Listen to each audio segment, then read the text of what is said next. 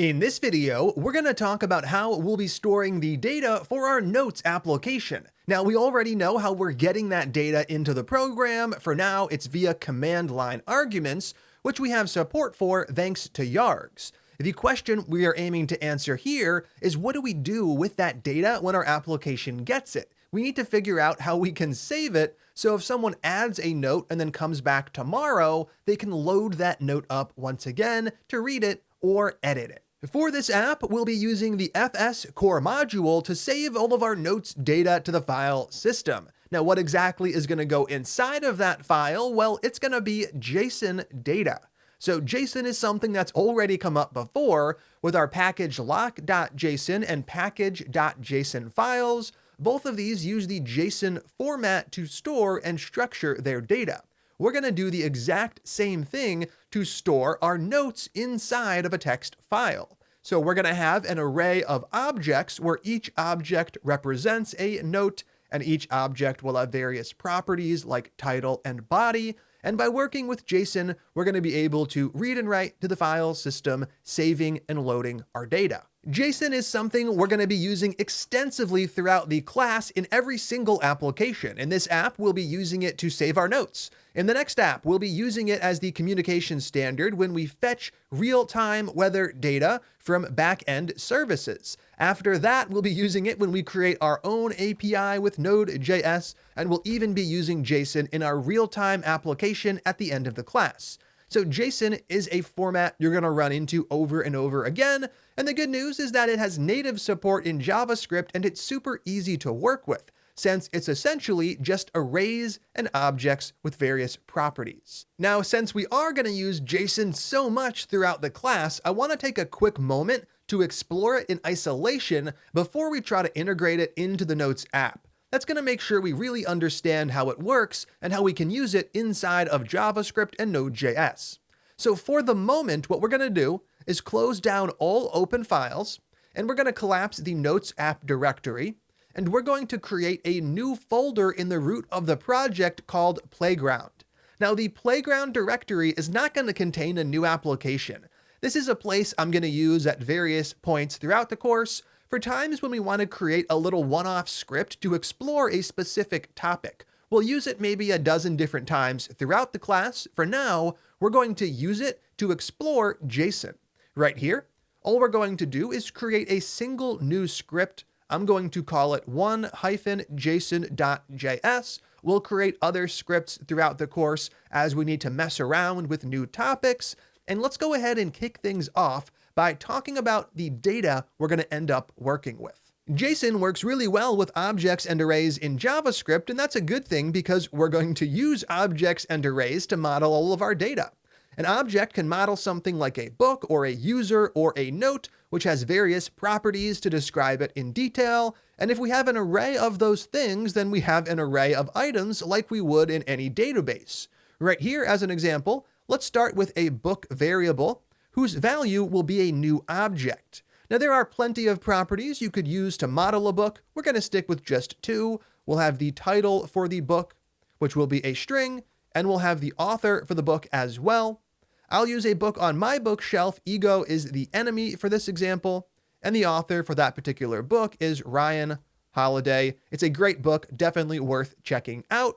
So now we have our data stored as a JavaScript object, and the goal is to convert this into JSON, which is nothing more than a string, so we can do something with it, like save it to the file system. The FS core module only knows how to work with string data, so we need to figure out how we can take an object, represent it as a string to save it, then load that back in and get the original object back. The first method we're going to look at is JSON. That's uppercase JSON.stringify. This is a JavaScript method that takes in an object or an array or any value for that matter, and it returns the JSON string representation. So in our case, we can pass the book variable in as the one and only argument, and what it returns is our JSON data. So over here on the left-hand side, I can create a variable like book JSON to keep the variable names unique. Then we can go ahead and log this to the console using console.log book JSON. Perfect. Now that we have this in place, let's go ahead and actually run things. So from the terminal down below, we have to switch directories. I'll be using cd ... to get out of the notes directory, then /playground to go into that directory, all with a single command. From here, I will use clear to clear the terminal output, then we'll run our script. Node space 1 JSON.js. I run it, and what do I get? I get my data showing up. Now you'll notice that it looks pretty much like a JavaScript object. The only difference is that all of our single quotes have been converted to double quotes, and double quotes have been added to all property names, which I mentioned a bit earlier in the course is indeed a requirement with JSON. So book JSON is a string, it is not an object. If I tried to access a property like bookJSON.title, it's not going to exist. The book object has the title property, the JSON data does not. If I run the program, we can see we get undefined. It is unable to find that property. Now, this is the part in the program where we would typically do something like save the JSON data to the file system so we could load it in later and work with it, and we will get there in just a few seconds. Before we do, I want to explore the opposite of JSON.stringify. JSON.stringify takes in the object and gives us a JSON string back. We also have access to JSON.parse, which takes in the JSON string and gives us back the object. So right here, I am going to pass to the parse method our JSON data. We have that stored on the book JSON variable, and parse returns the object or array. It returns the parsed JSON. So right here, I'll create a new const called parsed data, storing it equal to whatever comes back from the parse method. Now we have our original object back, and we can do something like console.log parsed data.author to get the actual author value. I'm going to save json.js. I'm going to rerun the script, and I get Ryan Holiday printing. So we were indeed able to access a property on parsed data because parsed data is indeed a JavaScript object. So these are the two core methods for working with JSON. JSON stringify to take an object and convert it to JSON, and JSON parse to take JSON data in and convert it to an object. Now let's integrate what we know about JSON with the file system. So I am going to load that in up above, creating an fs variable and requiring the fs module, and we're going to use that method we've used before, write file sync to write some data.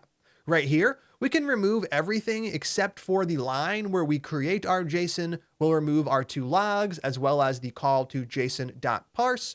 And all we're going to do is use fs.writeFileSync to create a new file.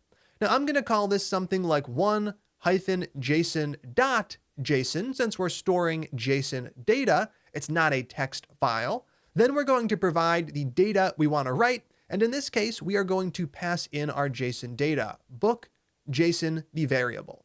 Now, if we save the program and rerun things, we're going to have a brand new file in that playground directory. And if we crack that open, what do we have? We have our JSON data saved, which is awesome.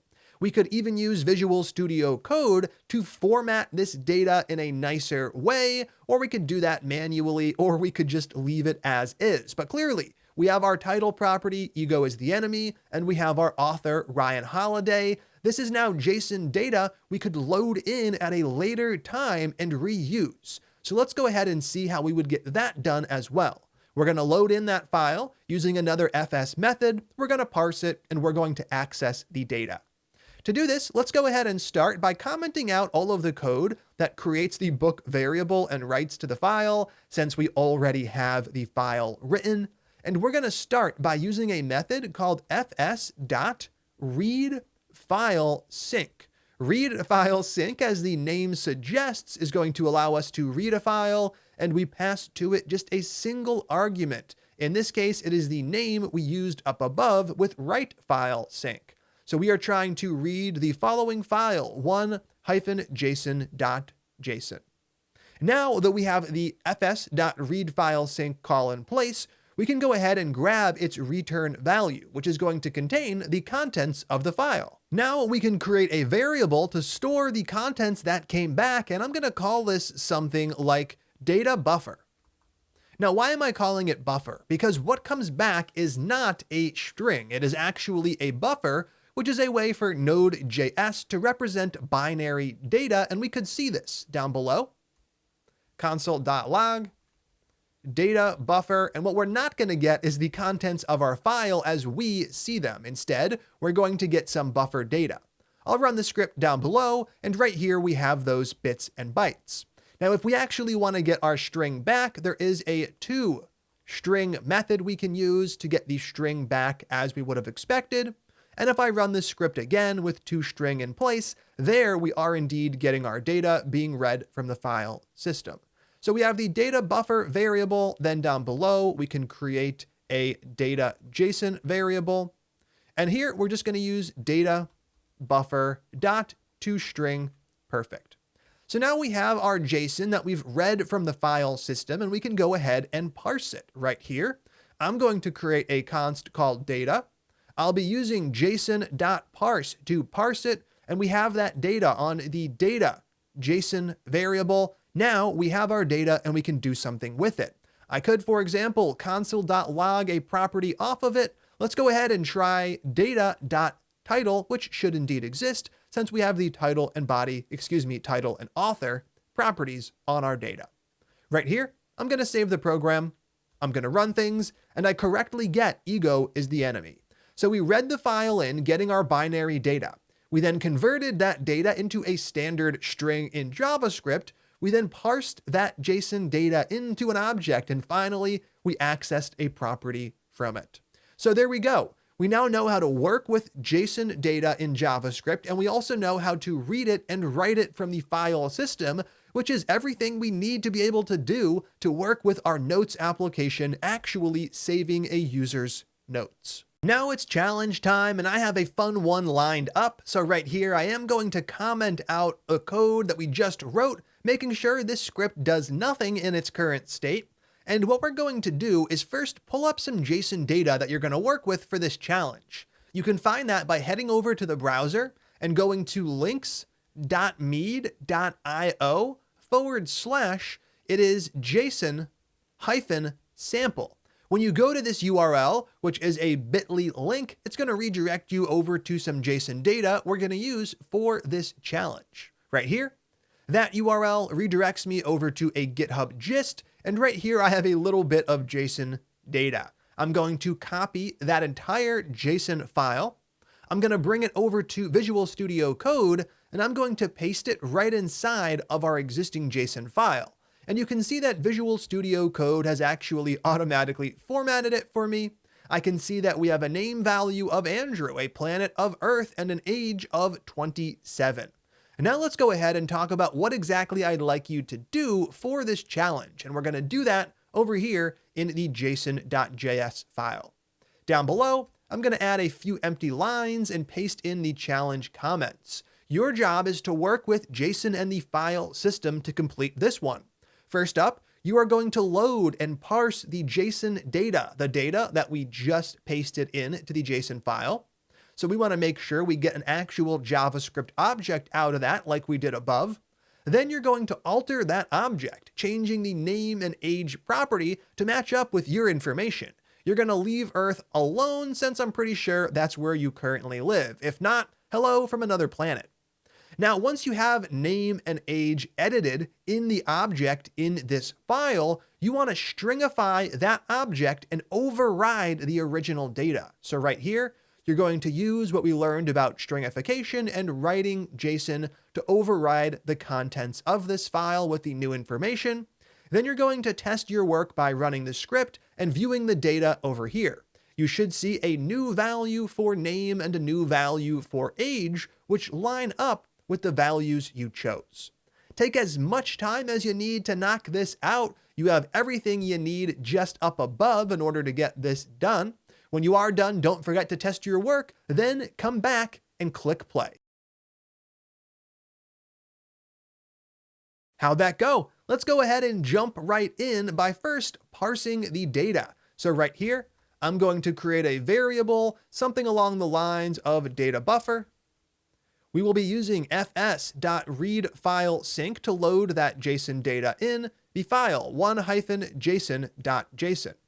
Next up, we're going to convert that to a string. So data JSON, which is going to be a string, will get its value from using the buffers to string method. So data buffer dot to string perfect.